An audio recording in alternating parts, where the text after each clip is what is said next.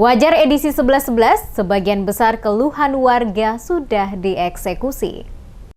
Program Wali Kota Jumpa Rakyat atau Wajar selama 2 jam edisi Jumat 11 November 2022 masih dihadiri sejumlah warga kota yang datang menyampaikan keluhannya. Meskipun masih ada keluhan yang disampaikan oleh warga, sebagian besar isu seperti air bersih, kerusakan jalan, sistem pelayanan satu pintu, persoalan lahan, penetapan mata rumah parentah mulai meredup. Karena berbagai persoalan yang disampaikan oleh warga pada saat Wajar edisi pertama dan beberapa edisi sebelumnya telah dieksekusi langsung oleh dinas atau instansi terkait. Meski demikian, dalam Wajar kali ini, penjabat Wali Kota Ambon Bodiwin Watimena yang didampingi staf ahli bidang pemerintahan Pit Saimima dan asisten pemerintah Kota Ambon El Kiopas, serta sejumlah pimpinan OPD tetap meladeni warga. Penjabat Wali Kota memastikan semua persoalan masyarakat di kota ini harus dituntaskan segera, agar masyarakat tidak perlu menunggu lama. Terkait dengan pembangunan talut penahan badan jalan di negeri Mahia, penjabat Wali Kota mengatakan telah dianggarkan dalam APBD 2023 untuk diperbaiki, demikian juga dengan yang lainnya.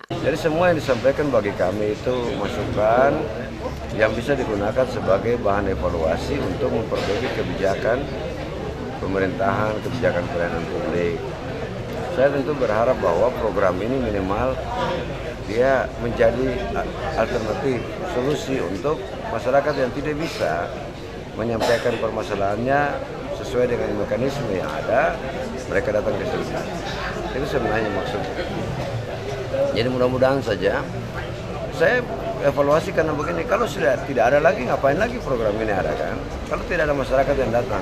Tapi kalau masih ada yang datang berarti masyarakat masih membutuhkan program. Diketahui untuk pertama kalinya, pemerintah Kota Ambon menggelar program Wali Kota Jumpa Rakyat atau Wajar selama 2 jam pada Jumat 26 Agustus di teras Balai Kota. Antusiasme masyarakat Kota Ambon yang datang menyampaikan aspirasi secara langsung kepada penjabat Wali Kota Bodiwin M. Watimena. Berbagai persoalan yang disampaikan cukup beragam. Aspirasi yang disampaikan menjadi masukan dan evaluasi bagi pemerintah untuk menindaklanjuti. Wajar 2 jam akan terus dilaksanakan di teras Balai Kota tiap Jumat, kecuali jika bertepatan dengan hari libur nasional atau bila ada agenda penting yang melibatkan penjabat Wali Kota, Sekot, dan seluruh pimpinan OPD. Tidak hanya di Balai Kota, tetapi juga di tiap kantor kecamatan dan desa negeri dan kelurahan.